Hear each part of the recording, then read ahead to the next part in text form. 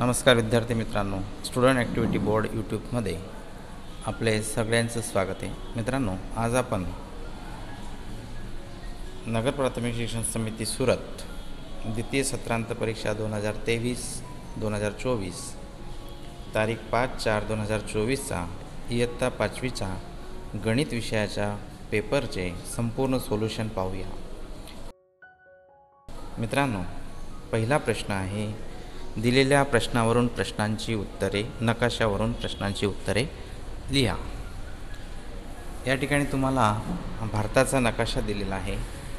या पद्धतीने त्या नकाशामध्ये आपल्याला वाचन करायचं आहे आणि त्याच्यावर आधारित जे प्रश्न आहेत ते आपल्याला या ठिकाणी सगळे प्रश्न समजून घ्यायचे आहेत. तर चला मित्रांनो, पाहूया प्रश्न कोणते आहेत. प्रश्न पहिला आहे, जम्मू काश्मीर भारताच्या कोणत्या दिशेला आलेले राज्य आहे? आपल्याला जम्मू काश्मीर हे राज्य उत्तर दिशेला आहे असं उत्तर लिहिता येईल. दुसरा प्रश्न आहे, एक अशा राज्याचे नाव शोधा की ज्याच्या एकाही बाजूला समुद्र नसेल. असे अनेक राज्य आपल्या भारतामध्ये आहेत. त्याच्यातले काही राज्य आपण लिहू शकतो, जसे उत्तर प्रदेश, मध्य प्रदेश, झारखंड याप्रमाणे. तुम्हाला दुसरे दिसले तर तुम्ही दुसऱ्या राज्यांची नावं लिहू शकता. तिसरा प्रश्न असा आहे, मध्य प्रदेशला लागून दक्षिण दिशेला कोणते राज्य आलेले आहे? उत्तर आहे महाराष्ट्र राज्य. चौथा प्रश्न आहे, गुजरातच्या पश्चिमेला राज्य आलेले आहे, हो की नाही ते लिहा. तर गुजरातच्या पश्चिमेला कोणतेही राज्य नाही. गुजरातच्या पश्चिमेला समुद्रकिनारा आहे, त्यामुळे याचं उत्तर नाही येईल.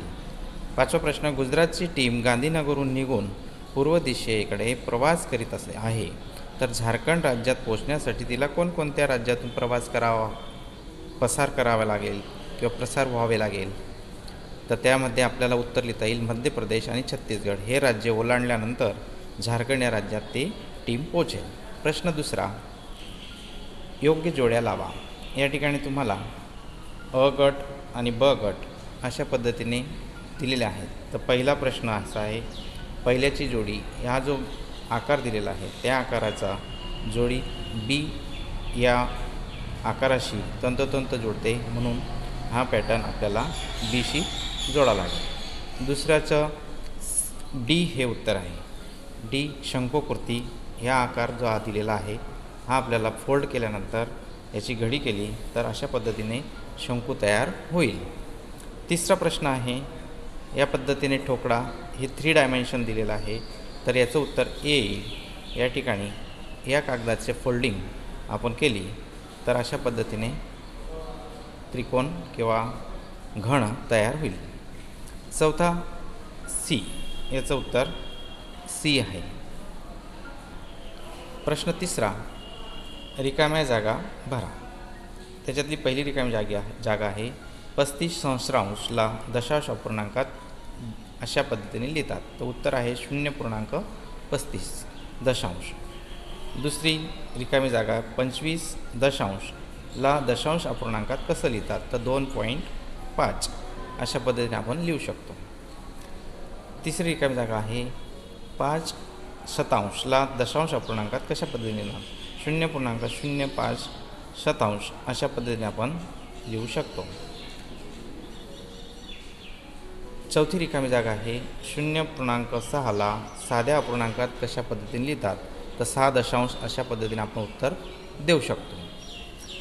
पाचवा प्रश्न आहे 0.42 साध्या अपूर्णांकात कशा पद्धतीने लिहिणार, तर 42 अशा पद्धतीने आपण उत्तर लिहायचं आहे. चौथा प्रश्न आहे, योग्य विकल्प पसंत करा. याच्यात पहिला प्रश्न आहे 3 मार्काला आहेत. 3 प्रश्न दिले आहेत, त्याच्यातले 4 विकल्प आपल्याला दिलेले आहेत. पहिला आहे 8 मिलीमीटर बरोबर किती सेंटीमीटर होतील, तर उत्तर आपल्याला सांगता येईल 0.8 हे उत्तर म्हणजे बी हे ऑप्शन बरोबर आहे. दुसरा प्रश्न आहे 1.5 रुपये किती पैसे होतात, म्हणजेच उत्तर आपल्याला ए बी सी डी पैकी हे 20 पैसे हे आपल्याला होतात. याचा भागाकार केला तर आपल्याला 20 पैसे हे उत्तर आपल्याला प्राप्त होतं. तिसरा प्रश्न असा आहे, 0.45 मीटर बरोबर किती सेंटीमीटर होईल? तर उत्तर ए आहे 45 सेंटीमीटर. प्रश्न 5वा, खालील उदाहरणे सोडवा. एक लंबचौरस प्लॉटची लांबी 20 मीटर आणि रुंदी 15 मीटर असेल तर प्लॉटची परिमिती शोधा. तर परिमितीचे सूत्र टाकायचं आणि लांबी अधिक रुंदी अधिक लांबी अधिक रुंदी अशा पद्धतीने आपण लंबचौरस असल्यामुळे चारही बाजूंची बेरीज केली तर आपल्याला 70 मीटर हे उत्तर मिळते. दुसरा प्रश्न आहे, एका चौरस टेबलाची लांबी 12 मीटर असेल तर त्याची परिमिती किती होईल? चौरस टेबल आहे त्यामुळे चारही बाजू समान आहेत म्हणून 4 गुणिले लांबी असं सूत्र वापरलं तर आपल्याला 12×4 48 मीटर असं आपल्याला उत्तर मिळेल. चौथा प्रश्न असा आहे, एका चौरस मैदानाची लांबी 150 मीटर असेल तर मैदानाचे क्षेत्रफळ शोधा. आता आपल्याला इथं मैदानाच्या क्षेत्रफळाचे सूत्र लिहावं लागेल. मैदानाच्या क्षेत्रफळाचे सूत्र किंवा चौरसाच्या क्षेत्रफळाचे सूत्र बरोबर लांबी स्क्वेअर किंवा लांबीचा वर्ग.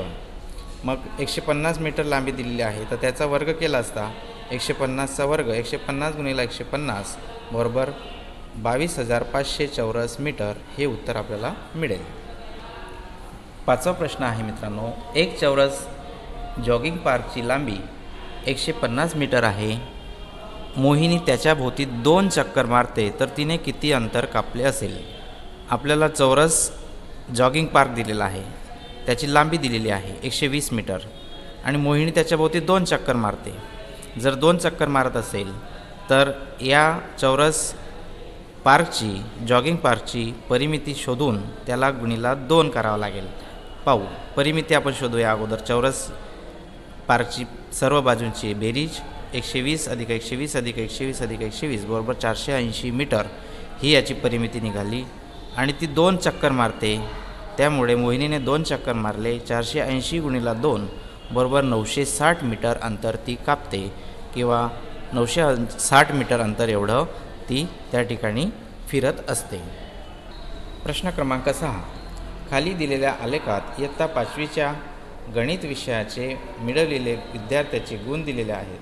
त्यावरून खालील प्रश्नांची उत्तरे लिहा. या ठिकाणी 5 मार्काचा हा असा प्रश्न दिलेला आहे. त्यात आपल्याला एक स्तंभालेख दिलेला आहे आणि स्तंभालेखामध्ये वाय अक्षावर आणि एक्स अक्षावर विविध गोष्टी दिलेल्या आहेत. पहा, विद्यार्थ्याची नावं दिलेली आहेत एक्स अक्षावर, वाय अक्षावर आपल्याला त्यांचे मिळविलेले गुण दिलेले दिसत आहेत. पाहू आपण. हितेश, मीना, मोहिनी, भावना, किरण, गीता यांचे वेगवेगळे गुण या स्तंभांवरून आपल्या लक्षात येतात. याच्या खाली प्रश्न दिलेले आहेत. पहिला प्रश्न आहे, सर्वात जास्त गुण कोणाला मिळाले आहेत? तर सर्वात जास्त गुण मोहिनीला मिळालेले आहेत. आपण पाहू शकतो की मोहिनीचे गुण सर्वात जास्त आपल्याला दिसतात. स्तंभालेख सगळ्यात तिचा उंच आहे.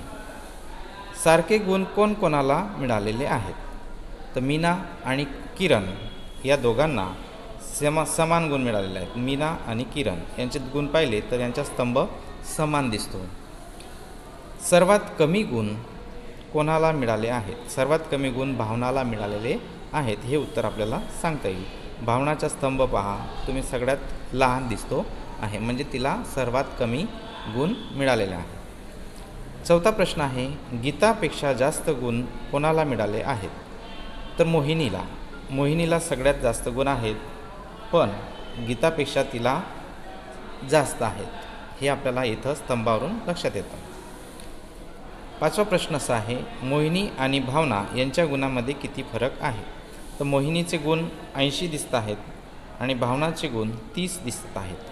तर यांची दोघांची वजाबाकी केली असता आपल्याला 50 गुणांचा फरक आहे असं उत्तर मांडता येईल किंवा सांगता येईल. प्रश्न सातवा खाली उदाहरणे सोडवा. कोणतेही 2च उदाहरण सोडवायचे. 6 मार्क आहेत. प्रत्येकाला 3-3 गुण आपल्याला मिळतील. तर या पद्धतीने पहिला प्रश्न दिला आहे, एका कन्या छात्रालयात रोजचे 180 लिटर दूध वापरले जाते तर 25 दिवसात किती दूध वापरले जाईल? तर उत्तर लिहू आपण. रोजचे दूध किती वापरले जाते? तर 180 लिटर आणि 25 दिवसात किती दूध मिळेल ते आपल्याला शोधायचं आहे. तर 180 गुणिला 25, तर दोघांचा गुणाकार केला तर 4500 लिटर एवढं 25 दिवसात दूध हे वापरलं जाईल.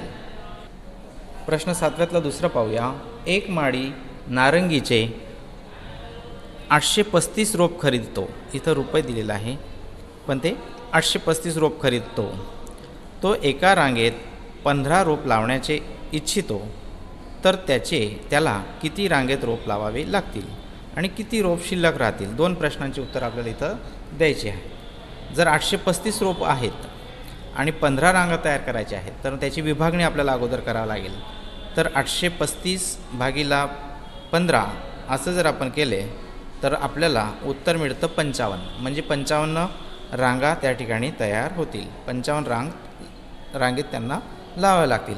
मग किती शिल्लक राहतील? तर तो जो भागाकार केल्यानंतर जे शिल्लक उरलेले आहेत 10 रोप हे आपल्याला सांगता येतील. म्हणून उत्तर लिहिताना 15 रोपप्रमाणे 55 रांगेत रोप लावावे लागतील आणि 10 रोप शिल्लक राहतील. दोघं प्रश्नांची उत्तर आपल्याला अशा पद्धतीने मांडता येईल. प्रश्न 3 पाहूया त्याच्यातला. रीनाचा दैनिक पगार रुपये 695 आहे, तर तिचा महिन्याचा पगार किती होईल? 1 दिवसाचा पगार तिचा किती आहे?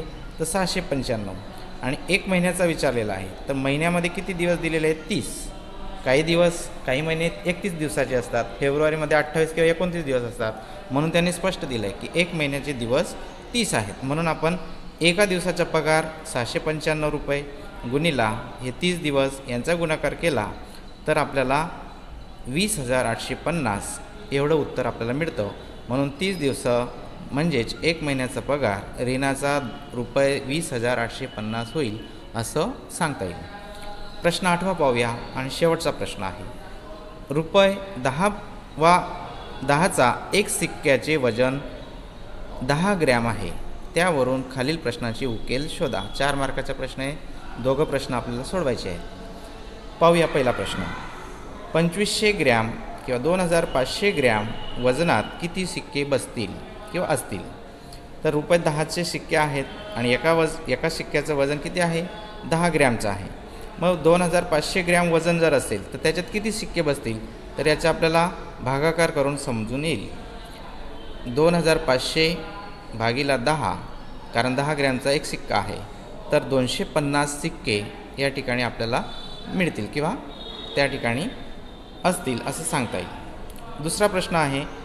1800 सिक्के असतील तर वजन किती ग्रॅम होईल? एका सिक्क्याचं वजन किती आहे?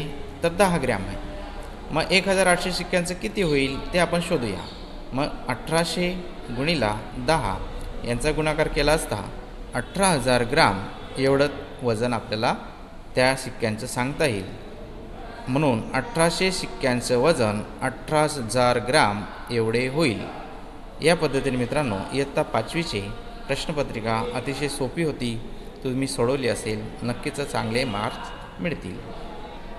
पुढच्या पेपर्ससाठी बेस्ट ऑफ लक आणि रोज आपल्या प्रत्येक प्रश्नपत्रिकेचं सोल्युशन पाहण्यासाठी विसरू नका. चॅनलला सबस्क्राईब करा.